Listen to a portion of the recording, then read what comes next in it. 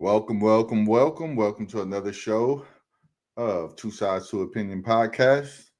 I'm the guy that's running the show, Marcus, and you got my two compadres, Joshua Jones and Coach Josh. How you guys doing today, man?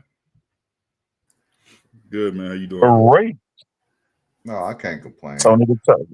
I feel so good. I feel like a Baltimore Raven. Listen, I got to get one in there. It's been a real couple of weeks, guys. Anyways, we got to go ahead and get this thing started and popping. Before we do, go ahead and hit that click, like, comment, and subscribe button so that you can keep you updated with all the new episodes that's coming out and things that we're putting out. Guys, thank you for everything that you do. And we're going to go ahead and get this thing started. We're going to get started on the rough edge. I can tell you that. Take a look at the hat. It says it all.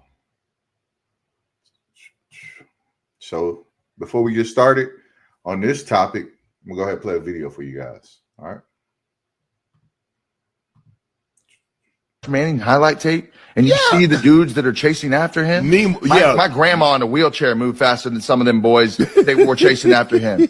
Right. He ain't play 6A. Me and my boys were talking about this the other day. If you put him in 6A, Dallas or Houston football, Right. you're gonna see some dogs. Yeah. You're gonna see some people who can play. He didn't play that competition. So this is his first level of playing guys who are real dogs. Right. You play in the SEC and you get an offer and you're a starter, you can play. You got the size, you got the speed. You don't see a lot of bums out there. So it's going to take some time for him to get used to that. Yeah. And it's not his fault. That's just where he went to high school. So that leads to the question that we're starting this topic off with is why is Texas missing the mark with Arch leading the way? Coach Josh, I'll go ahead and spin it over to you, bro. Well, doing my evaluations the last couple of weeks. So, he's been regressing every game. But what's so weird to me is, like, I know he came in with the hype this year, Heisman. He was going to do this. He was going to do this. But they really were supposed to have a good defense. And the defense kind of looks mediocre.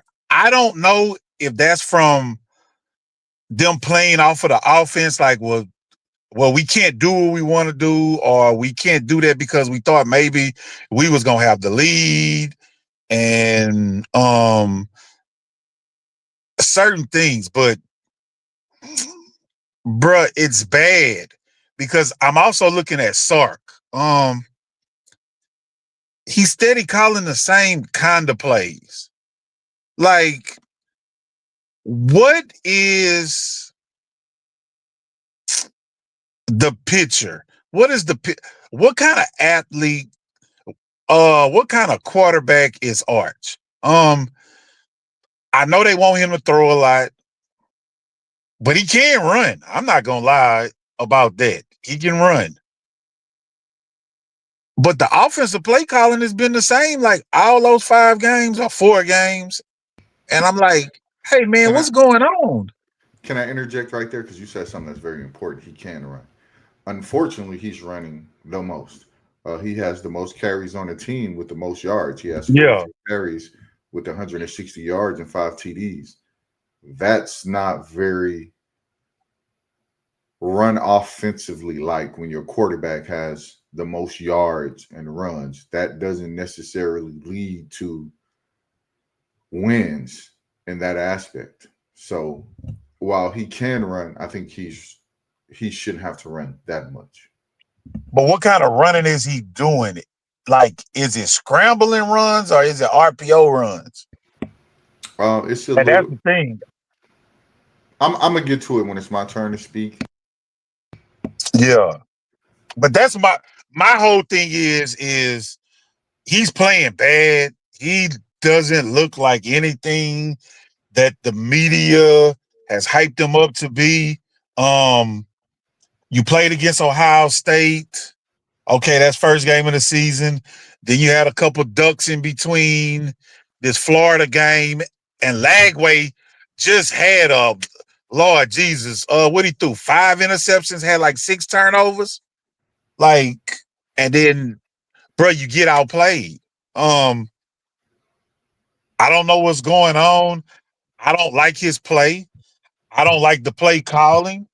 So I mean, Sark has something to do with that.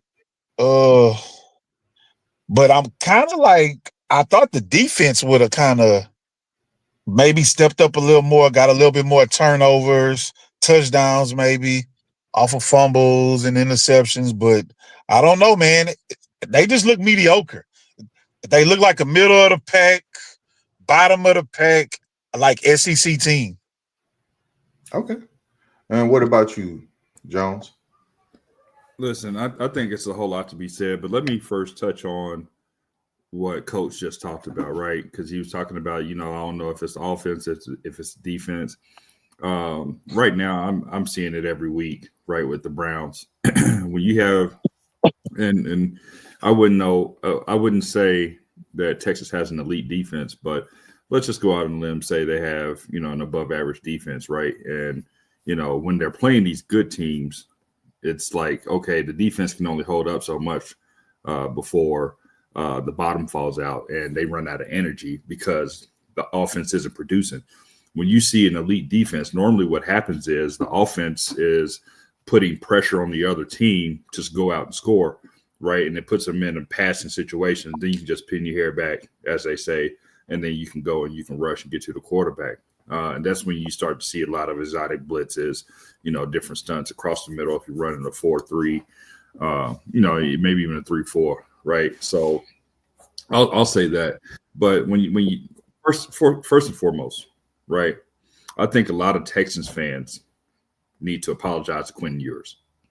Okay, Quinn Ewers was catching a whole lot of heat because everybody wanted to see Arch Manning play because they thought he was about to be the next coming, and he's not that. He needs a lot of development, right? So when you're talking about Arch Manning, right? I think they came in with a lot of hubris and a whole lot of unrealistic expectations. We talked about this in week 1, right? They hadn't played a game. Texas had not played a game, and they was the number 1 ranked team. Based on what? They're not the returning champs. They didn't make it that far last year in the championship run, and they was the number 1 team based on what? They ain't played a game. Payroll. No, sure, right? But Payroll. but to me, you, Marcus, and everybody else listening, right? Everybody who is a reasonable human being. Because we talked about this in week 1. I said, why? I said they need to start doing the rankings after the games are played, right? I mean, they can have – the NFL has power rankings based on what they think people are doing. But they're not ranked at all, right? There is no number 1 in division.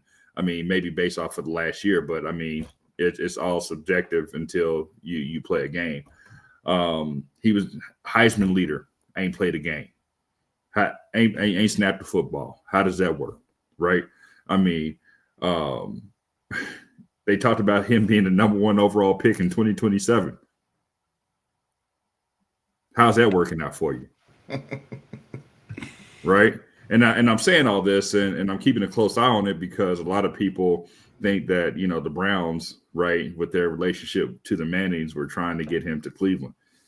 You know what I mean? And then Nutzmeyer and the rest of these quarterbacks that they were saying, it's going to be a quarterback-heavy draft this year because it's going to be supreme talent. It's going to be generational talent coming out. You might see 6 or 7 quarterbacks taken in the first round. Where?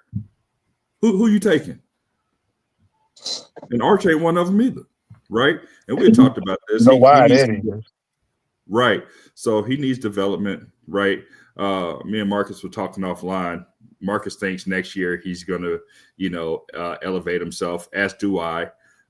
Marcus thinks he'll come out next year. I think he needs to stay in for an additional year because right now he's learning next year is the foundational piece. And I think the year after is the ascension, right? To where he really looks like this top tier, can't miss Andrew Luck type of quarterback, right? That people are really, really trying to get their hands on.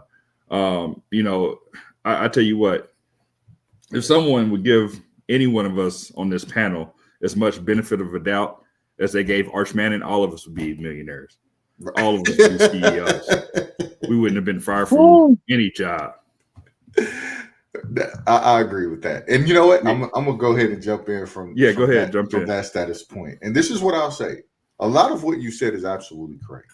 But I had to look at the numbers, and man, when you look at the numbers, it really, if you don't watch the games and you look at his numbers don't sound bad at all. Like I'm about to run them down for you.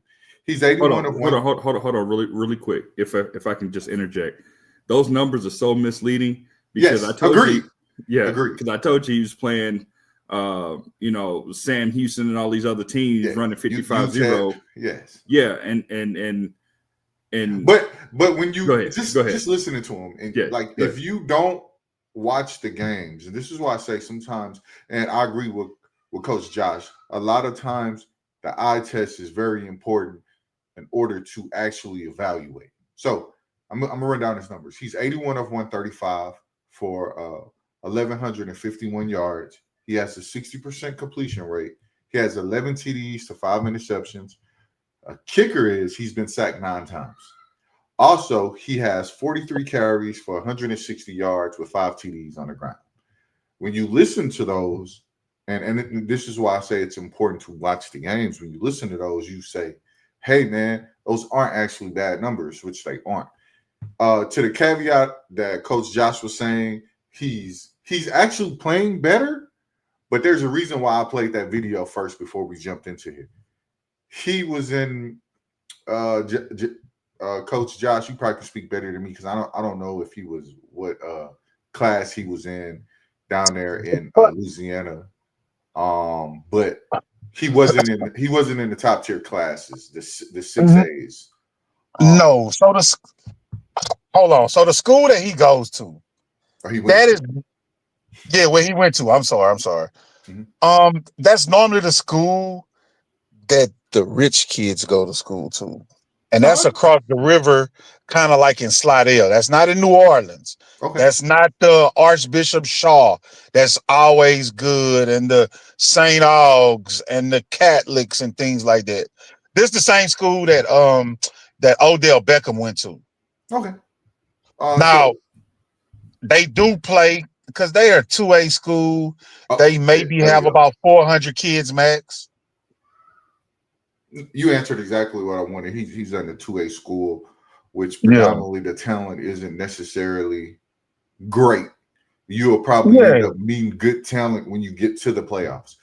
When you play 6A schools, you're going to meet talent every day, every Friday night when you put that hat on and you go to work, especially here in Texas, especially in Dallas as well. So this is what I'll say. I do think he's trending in the right direction. I think it's 40-60. 40% his fault because let me tell you, he misses a lot of reads. His eyes deceive him a lot, and he holds on to the ball a little bit too long. That's why he has 9 sacks. Then I go to 60. 60% of the other is on the rest of the other team. The defense has actually played okay. Even for them to get back in that game and in Florida, that defense had to make some plays, which they did, and they got them back into the game. They had a chance to go down and tie, am I correct? But that defense held its own. Sark, I've lost a lot of faith in Sark and his play calling.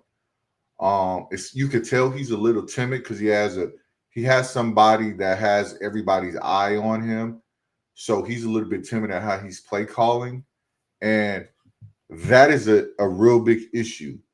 And the special teams is horrible for us this year. I've watched our special teams. We've missed a lot of field goals that we shouldn't be missing when you're that powerful of a school. The offensive line is atrocious, but it's gonna be that way when you're replacing a couple of those guys who end up going to the NFL.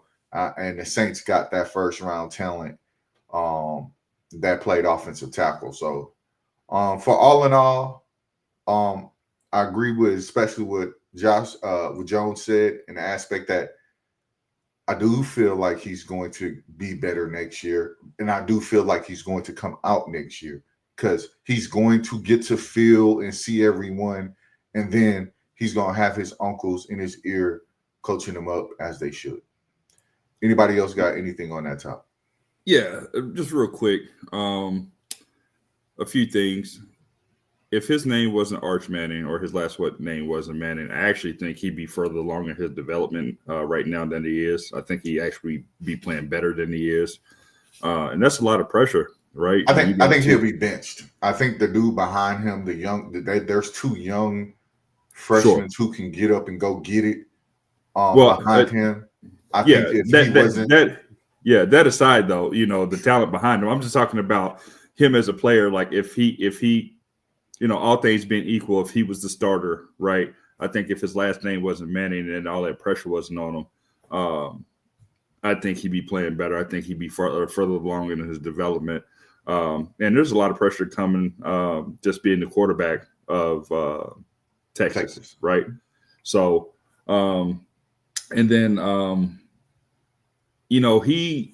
when you look at his throwing motion, because I was watching the game and on the broadcast, they kept saying he's throwing a lot of sidearms, right? And, like Steph Curry, Patrick Mahomes got these guys thinking they can just throw it from any angle, right? But now that's when you have, the ball sailing. That's when you have overthrows, underthrows, right? That's when the inaccuracy comes in because he's not throwing from a good base and he's not using his fundamentals, right? And whether that's, because the speed of the game is too much for him and he's just reverting back to bad habits. I can't say for sure, but, in this offseason, now if you need to lean over and get it in the window, right, maybe once, two, maybe three times a game, that's great. But if you're doing that every other play, right now, we got a bigger problem, right? But it's like the video said, man. I don't think he's seen any type of talent of that nature until right now. So and let me just address Mr. Manziel, since I am a Browns fan and he talking about Arch Manning ain't got no wheels. If Johnny Manziel ever sees this, brother, you don't have any wheels. Never had any wheels. You run it. His arms move like he was moving real fast, and his feet looked like he had concrete on them. I just wanted to say that. Like, listen, don't talk about somebody's speed and you wouldn't fast yourself. That's all I'm gonna say. Go ahead. Speaking of speed, let's move on to that next topic, and let's talk about something that's popping and going right now, man. And let's talk about these ladies, man. These ladies have it's been an exciting season so far. So it comes to the questions of how do we feel about the WNBA Finals and the state of the league? Jones, we'll start with you, man. Yeah, I'll go ahead and jump in here real quick. I don't have too much to say on this. Initially, I'm sure I'll have more to say after I hear comments from each one of you. But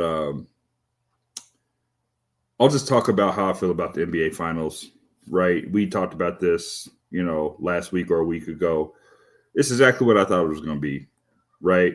I just hope it's not a sweep. I doubt that it will be. The Aces played at home, right? It's going to be the best of 7. It's a weird setup how they have it, right? Because they have it the best of 3, best of 5, and the best of 7, right? When in the NBA, right, it's just the best of 7 all the way through. I'm sure they don't want to put the wear and tear on these athletes' bodies. I think they're, trying some things out as far as, right, viewership in the early stages of, a tournament type of tournament style, and how many people watch at the very beginning opposed to the finals itself, right? So But it's exactly what I thought it was going to be. Aces, have won the NBA Finals 2 out of the last 3 years. I don't see it being any different. I think the Aces are going to win. I think that they're playing some pretty good ball right now. So, and if I had to make a prediction, I'd say Aces in 6. And what about you, Coach Josh? Well, I think we talked about this maybe about 2 weeks ago about Asia Wilson. Man, she's just on a tear right now. I mean, man, she's kind of like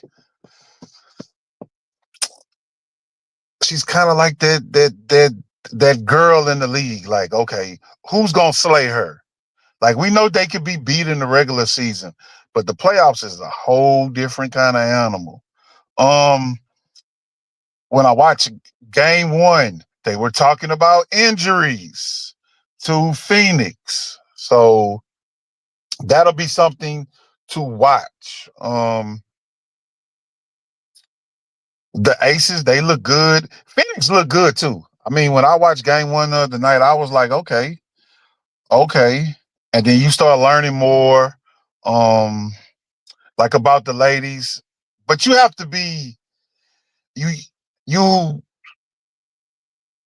the society that we're in now, you got to be open to this, man. Like, we open to watching tennis, and I watch a little women's golf, and we got Jenny Finch in Lake Charles, so she does a lot of stuff with softball. This female sports in general, like basketball, is about to start, and I mean, I don't know. I hope it's trending. The league is trending upwards, which I think it is right now. They've been having a lot of stuff been going on. People not liking the commissioner, so I hope that doesn't rub the money people the wrong way.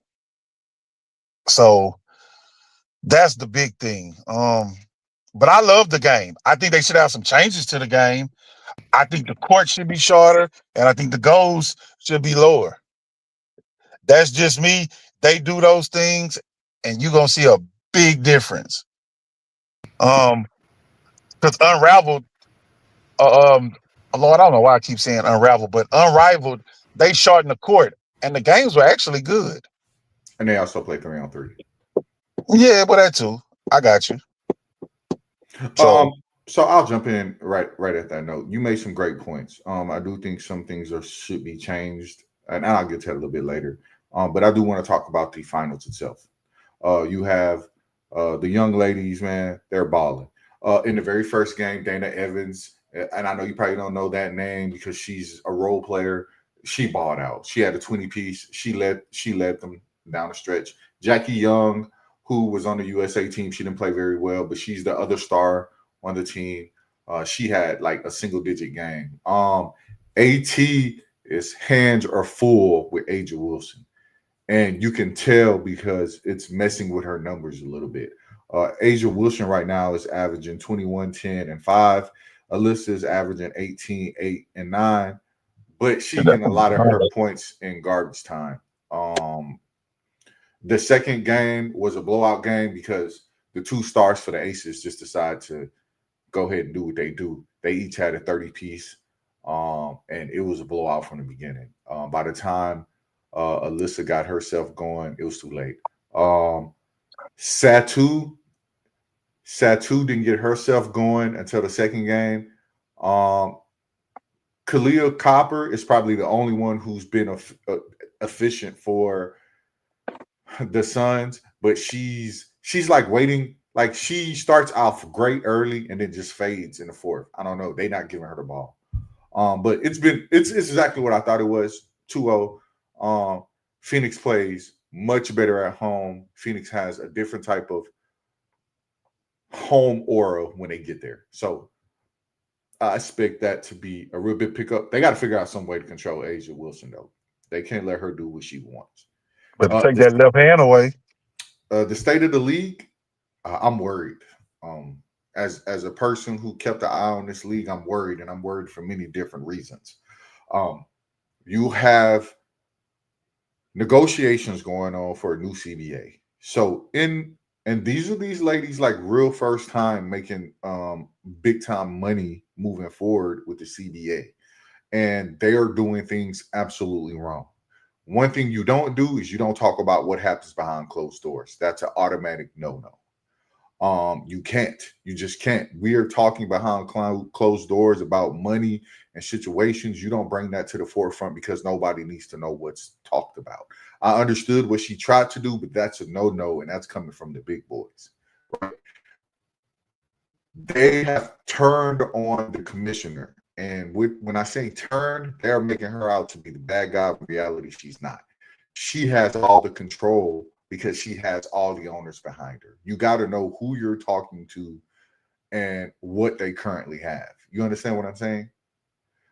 So in the same sense, Adam Silver came out and told, now if you guys don't know, the NBA has their hands in with the WNBA. They have a deal with them, and it's time to renew that deal. But Adam Silver told the WNBA, in order for us to get that deal done, which we know we're going to get done, you need to repair the relationship with the commissioner. They shouldn't be treating her as they are, and he's absolutely correct. You can't do that in front of the cameras. That's a bad look because now you're telling those people who's putting money in, because the commissioner is the one that's talking for them, not the ladies. The ladies got to remember that. It's the commissioner talking to you, getting those money TV deals, not you.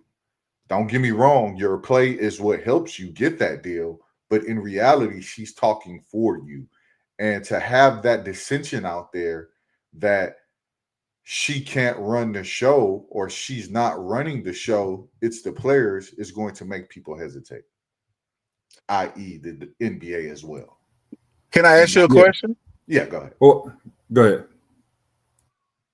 So, we're not talking about women that are dumb, right? Correct. Like, they not no dumb women. Like, most of these women are highly up educated. Do you think that they trying to get rid of this lady because they already got somebody in mind? But they ultimately don't make the choice. You do know I that, totally understand. But the choice is always going to be made. But sometimes things happen. And it's like, we got to get you out the way so we can get all these deals done. Here's what I'll say. If it wasn't important and they had somebody lined up, I don't think Adam Silver would have spoke as he spoke. That's what worried me. That's what let me know the state is a little bit dangerous for them because he spoke as how he spoke. Because those girls are dangerous, man. They dangerous. They not no dummies. Go ahead. Yeah, no, the only thing I would say is, man,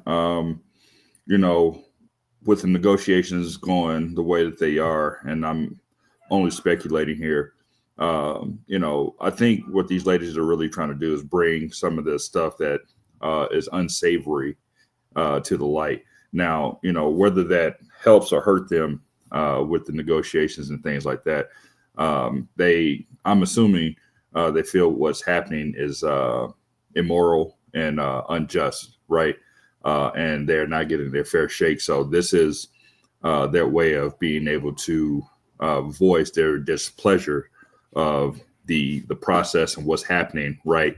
And the unfair treatment in the background. Agree. We actually had somebody post in the chat. I want to say it might be Mike Coop. It's 42MC34. He replies, I'm gonna have to agree. Unrivaled showed how successful the league could be with those same minor changes. So he agreed with you, Coach. He said you make some of those minor changes, and you probably get a better product. And I can agree to that state too.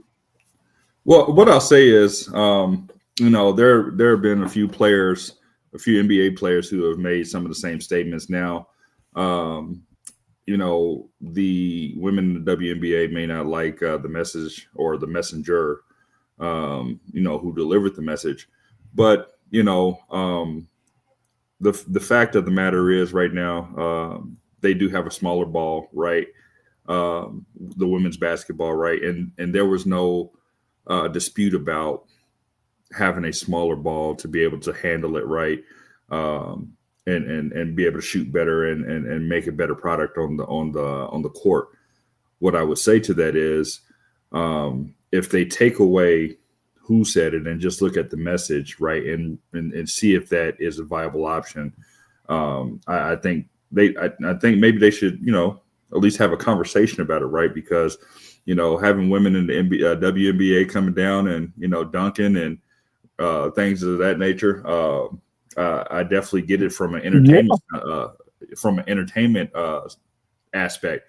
However, you got shooters who have been shooting at this height, this range for their entire life. Caitlin Clark, right? You lower it, this changes, angles and everything else, and I understand, people say, well, they're professionals, you go out there, you make the adjustments, but still, muscle memory comes into effect, and you come out there, you shoot a 36-footer, 40-footer, right?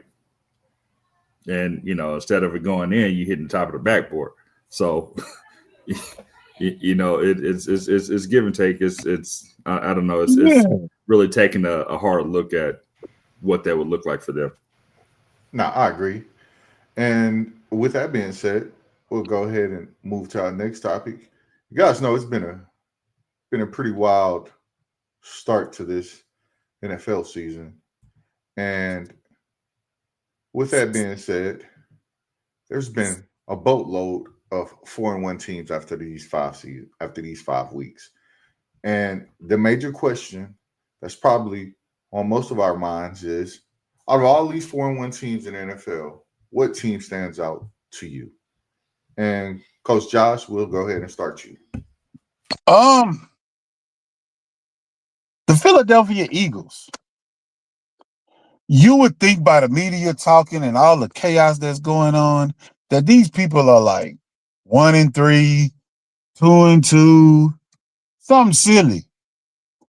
Man, these people thrive in chaos.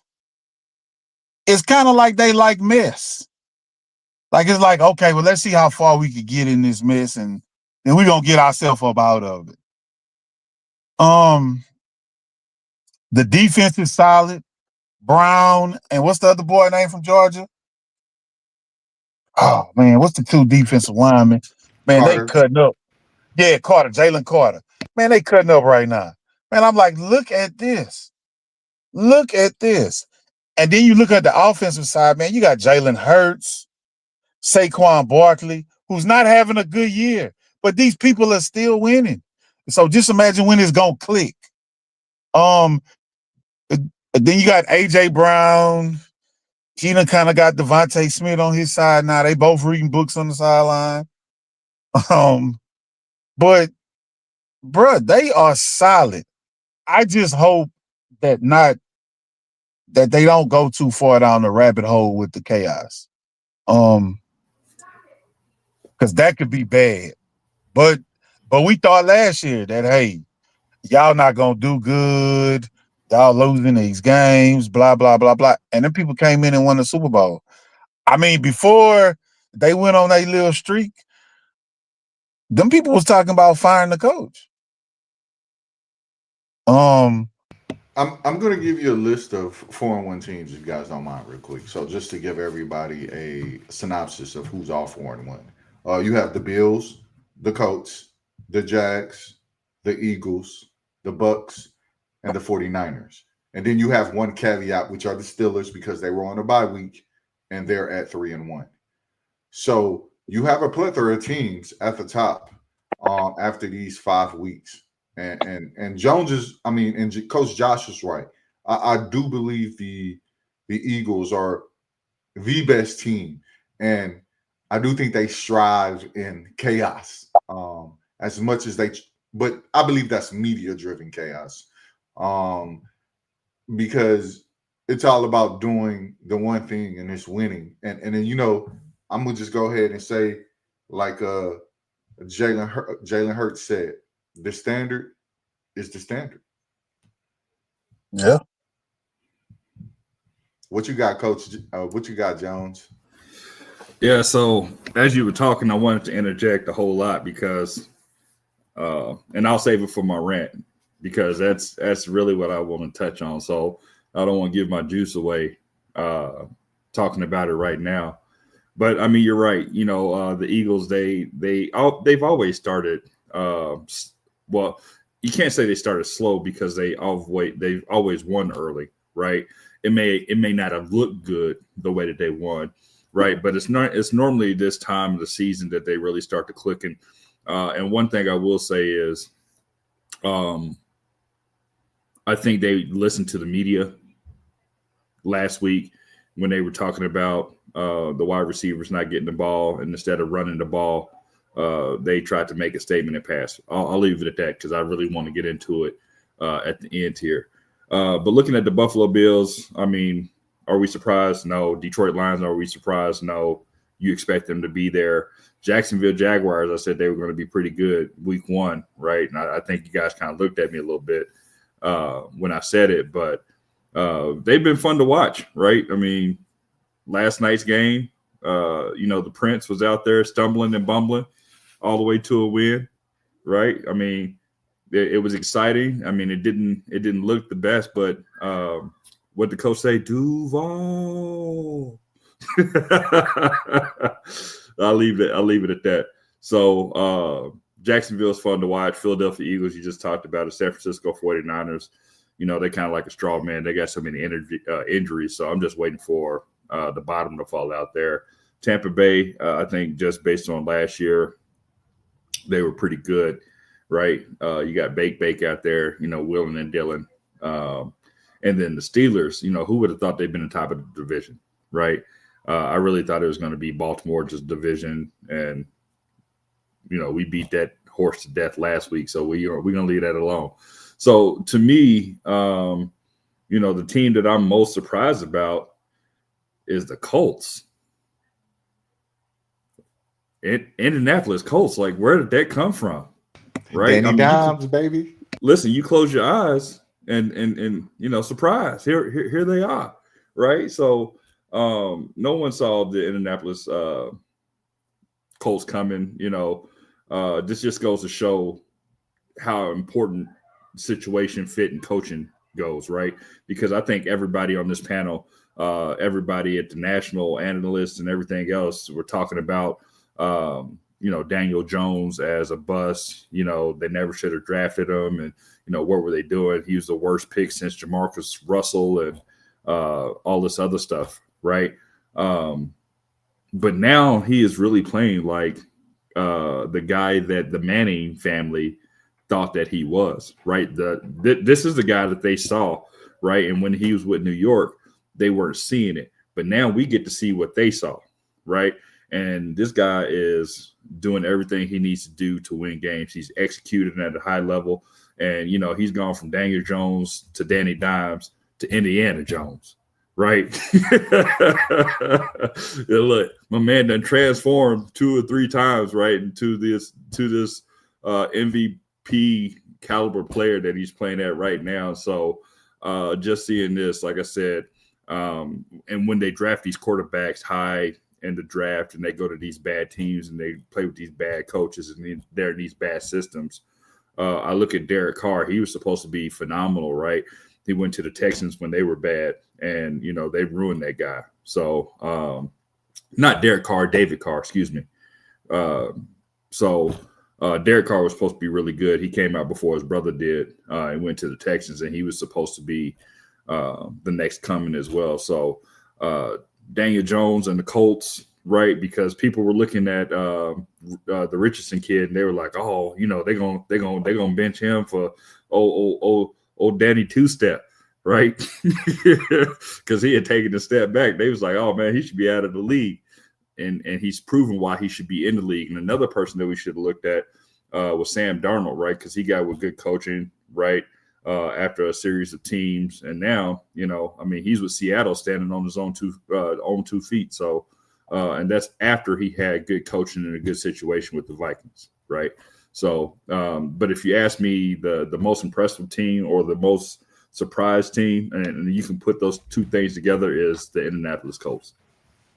You know what? I agree with you. I like the coach. I believe seeing Daniel Jones, and I hate to say it, we might be calling him MVP Jones because he has played really, really well, and he's pretty much led that offense. Don't get me wrong. The running back, what's his name? Jonathan Taylor. Yeah. JT running that thing too, though. But the compliment of Jones, because Jones is averaging around like 250. Like it's not just no hand it off. He throwing and winning games. But I give the caveat that I go back to the guys down there in Florida, down there in that Duval, I'm really impressed with how Trevor Lawrence has taken to his coach. He's been playing really, really much better. Travis Etienne has found himself. And I say that in the essence that he has, he's been carrying the ball a lot. He has 443 yards. He has 2 TDs, but he's averaging 5.8 yards a carry. That is really good. And what his receptions are? Oh, I didn't catch his receptions. I'm sorry. Okay. I ain't gonna lie. I didn't catch his receptions. So they using them like Marshall Faulk. But the most important caveat to this whole thing, because we always want to lead on the offense, there's a dude on their defense. His name is Devin Lloyd. He plays linebacker. He has 4 interceptions and a TD. He has stabilized the linebacker position for the Jags, which at one point was a real big issue for them. And because he stabilized them at that position, they've gotten much better overall. And I'll leave it at that. The team that surprised me the most by far are the Jags. And we watched that game and we seen old Sunshine fall and get back up and do his little high steps and get in the end zone. It was a crazy game. So that leads us to our next segment. Speaking of crazy, the NBA is approaching, and we know it's coming. And we all thought today that we were going to get an announcement that it was coming to an end. But unfortunately, it was an announcement that he's going to be drinking adult beverages. The main question I have for you guys is, as the NBA season approaches, what are you looking for? And I'll start with you, Coach Josh. There's a couple things that I want to touch on with the NBA. Because I kind of love this time of the year, man. You got baseball playoffs, man. You got football getting in the thick of it. Basketball is just starting, college basketball, and now women's basketball has kind of ballooned. So, man, this is a great time right now. But for the NBA, man, I'm looking for the Rockets. I'm looking to see what they're gonna do up at the point guard position. That's one of the main things. Because they spent some money on Durant, and I like that move. Putting him with Sagoon and Thompson, and he's back with Adams, and they've been fishing every day. So I want to see what they're gonna do with the point guard position, since Van Vliet is probably out for the season. So that's gonna be big because that division is kind of hard. You got the champions in that division. Man, you got a bunch of superstars in that division: Zion, Wemby, Durant, Cooper Flag is in Dallas. Man, you got some nice stars. That's gonna be some nice games to go to. If I had a cousin to go to the games with, that would be some nice divisional games to go to, like when the Rockets play the division games. And also, I mean, I'm a big LeBron fan.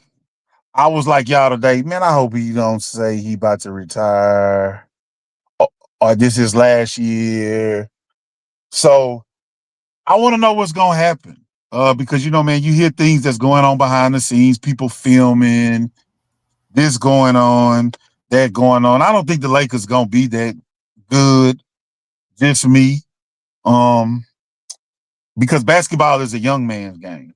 So, and you got to be young and fast and strong. But those are my two big things for the NBA.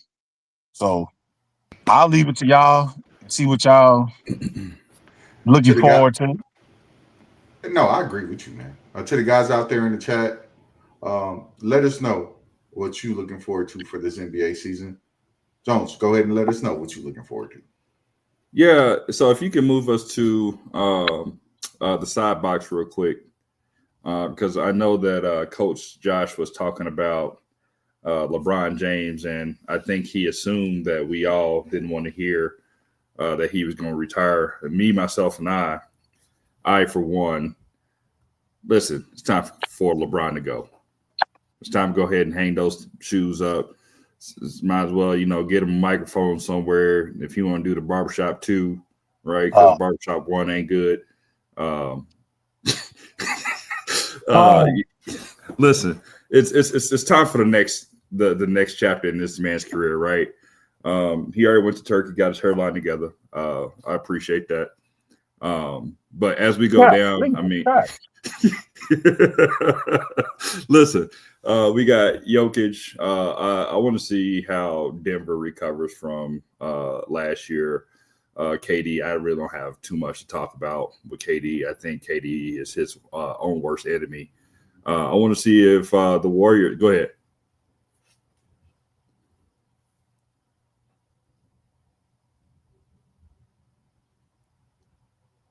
Funny Valentine stated that they're looking forward to seeing KD in Houston, and they also said, and what Cooper Flag is going to do with the Mavs. Right. Yeah, and same thing, right? I want to see if the Warriors are going to be able to get back to form, because it's almost time for Steph Curry to run off into the sunset and young talent like Ant-Man to step up and be the face of the league, even though I know that's what he said he does not want. But sometimes you can't run from your destiny, right? So if he's meant to be the face, that's exactly what's going to happen. So, but for me, as I'm looking at it, and you asked that question, better basketball in the regular postseason. I mean, in the regular season, I think a lot of fans want to see a better product. So hopefully they deliver that this year because, sometimes when you're watching the games, you turn it on, it feels like there's no energy, there's no juice, right? Within the game, it feels like they're not given a whole lot of energy. And then I know load management is a thing in the NBA, but you got fans who save up to go see these players, and then the one time that they have the ability to go and their favorite player is sitting on the sideline, right, because they played the night before, is kind of crazy, right? And I understand the safety piece of it, right? But I also understand the fan piece of it, right? Especially fans who don't have the means to go to multiple games a season, right? And there's some families who have to travel and, they've only seen one game, right, in their lifetime, right? And then they go and then, their favorite player isn't playing. And then Zion looks good, right? I want to see if, he can finish a full season, if he can return to form, if he's, this generational talent, Coach Josh, that we thought he was going to be when he was drafted. But the biggest thing for me, though, and I was hoping he was going to be on this graphic, I want to see if Wemby turns out to be this unstoppable force that we thought he was going to be when he was drafted, right? I think he's a little stronger this year. I think he's a little broader this year. I hope that the coaching staff can get the best out of him, right? Because there's so many things that you can do with him, and he's unstoppable, right? I mean, he can score every time down the court if he wanted to. I mean, he could probably be the real true first person to have 100 or more points in a game if they wanted to make that a goal. So I'm curious to see what Wemby's going to be. I hope he's unstoppable. I hope, and I just said or mentioned the face of the league. I hope Wemby's going to be the face of the league because that you can't match what Wemby can do and the ability that he has. So that's what I would say. I want to give a shout out to Funny Valentine. Appreciate the comments. On my end, what I'm looking forward to is I'm actually looking forward to Dallas. Cooper Flag went to the best possible place he could go. He went to a team that has superstars in AD and Kyrie. He has okay guys on the back end with Klay Thompson and PJ Washington. All he has to do is just come in and chip in. They're not asking him to be the superstar he was at Duke. I feel like Cooper Flag is in the best situation I've ever seen anyone be in coming into the league. And they have a lot on their plate to make some noise. Don't get me wrong. I still believe that you got those guys up there in OKC and you have the Rockets who's I believe did the appropriate thing to go get a score when they know they need buckets. Other than that, I don't know what to say. Other than that, Cooper Flag looks great, and what they have together on paper looks phenomenal.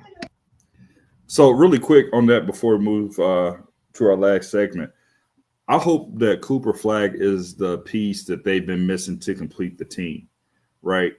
I think even when Luka was there, that team felt incomplete. It felt like it was missing something, right? So hopefully Cooper Flag is that piece that really pulls everything together because they still have Klay, right? They shot Klay. Yep. Yeah, so they got a shooter, they got Kyrie, and now they got AD. Hopefully AD can stay healthy, right? And like I said, hopefully Cooper Flag is that piece that just brings everything together. When is Kyrie together. Coming back? I think they said maybe in November.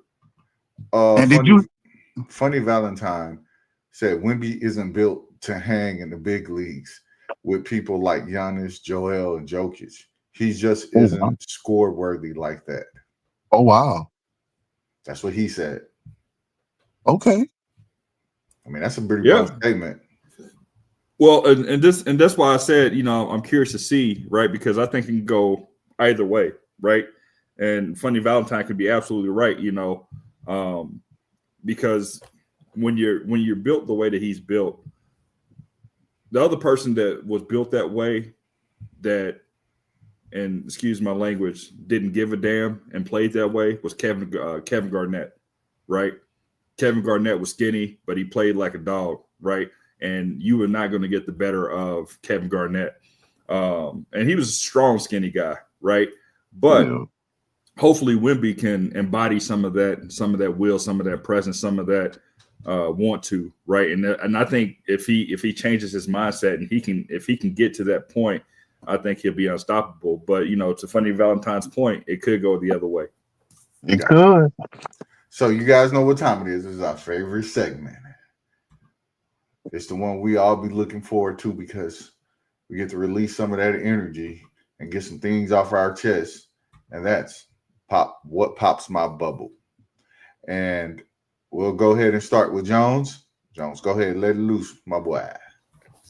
All right. So this is where we're at. I'm gonna talk about 3 points real quick. Okay. First and foremost, I think we've already talked about it, but I'm gonna bring it up again. This prevent defense got to go. I don't know if the NFL says, listen, 2 minutes left in the fourth quarter, y'all got to run this prevent defense. Listen, even if they did mandate it, it's got to go. It's killing football. I've seen so many comebacks in the fourth quarter when it shouldn't have been. I mean, you 20 yards off the line, you rushing 2, you rushing 3, and they on their own 10 and they throw a 40-yard bomb, with 48 seconds left, and now they scoring touchdowns. Listen, they wasn't able to move. This team wasn't, and I'm just speaking in general. The team wasn't able to move the ball the whole game, and then you drop back 20 yards and you let these quarterbacks just throw to these receivers that's running wide open. Man, we got to stop it because I think it's killing the game. It's killing the outcomes of games, and they just got to get rid of it. Right? Take it out of your playbook. Stop with the Shedeur Sanders slander. Right?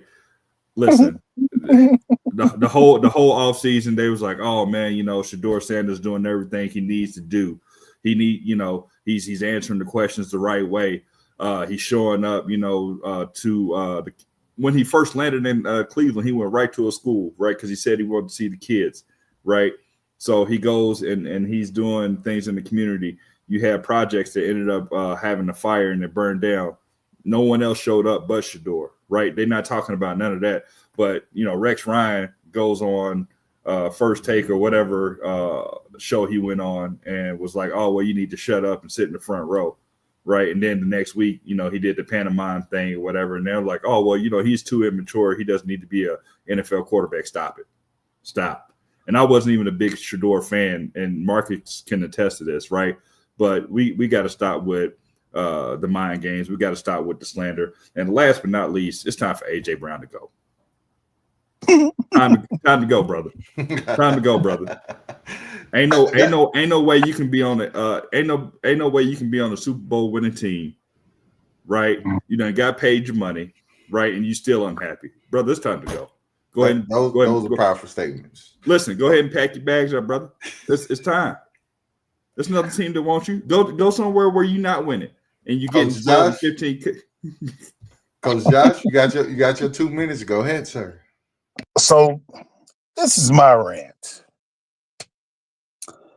I'm looking at these analysts on Saturday, and they done blew a gasket because they don't have a Heisman. Man, what's the word I'm looking for right now? Because you had two of them, but they out the door. Favorite? Yeah, they don't have a Heisman favorite right now. So they scrambling right now. Man, they giving all kind of kids props. I'm like, man, them kids not that good. I mean, they good players. But Heisman worthy? No. But the media, and we're in a time right now where the media is building narratives that's just, man, it's just crazy. It's just crazy. Especially, and we see it with the Shedeur stuff. It's the whole narrative that's being built. Man, we saw it with Arch Manning. I'm waiting for the comparison. That's what I'm waiting for. I'm waiting for the comparison. I'm waiting for people to start lining up, and they lining these TV people up and like, okay, well, this is what you said about this last year, and this is what you're saying about this year. So, but they having a hard time right now trying to find a Heisman favorite. So I think they done went back to the receiver from Ohio State. So that's my rant. Real quick before you get into it, Marcus, because you brought it up, Coach. Now that these people saying that Arch was going to be better than Shedeur, who better now? Who's better now? No, you don't need to answer that. I'm just saying. Okay. Out to the pub, yeah. To the who better now? Go ahead, Marcus. Yeah, so I want to speak to the young kids, the ones that are in high school and the ones that's in middle school coming to high school. This is what I want to tell you. Learn to speak correctly. And when I say learn to speak correctly, have someone do interviews with you. Have someone sit down and ask you questions that might pop up if you are the star of the team. Because there's a lot of these young kids that come out here and they speak and they have no idea what to say. And as sometimes they seem lost. Always remember, I'm going to just give you a little bit quick of what you should do when speaking. If they ask you an individual question, you still make it about the team. Hey, man, you had 7 sacks. Yeah, man, we worked together as a team. You know, the scheme was flawless, and that's how I was able to get 4 sacks. If it wasn't for those guys working hard, then I wouldn't have 4 sacks. If they ask you about team, you make it about team. If they ask it about you, you make it about team. If you break a record, you make it about team. Never let them see that you make it about yourself. That's why they ask those questions. We need to teach these young athletes coming up, and this is for women and men. Go ahead and practice, because you never know when you have that game that you have to step in front of that camera and speak. And what I don't like is, because I've seen it a couple times where these young kids get in front of the camera and they don't know or know what to say as it's being presented to them, and it kind of bothers me. We have to give our kids the tool of success, and that's even when it comes to speaking. If you've never been on a platform and such as this, just like us, and Jones and Coach Josh can attest to it, we had to learn to figure out how we work together and make it go. So in order for you to be able to figure it out, you have to do it. So please take that time to do it. And I want to instill a segment on the back end of our back end of the year for our podcast, where we have a couple athletes come on and we speak to them and we ask them questions and we have an episode with them. So I just tell you guys, if you guys have somebody that you do want to nominate and speak to, feel free to reach out to us.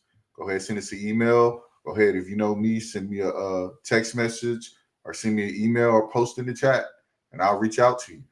But I do want to thank all you guys that's currently watching and listening. Always remember, we love to hear from you guys, and we also know, and you know, that there's always going to be two sides to an opinion. Y'all have a great one.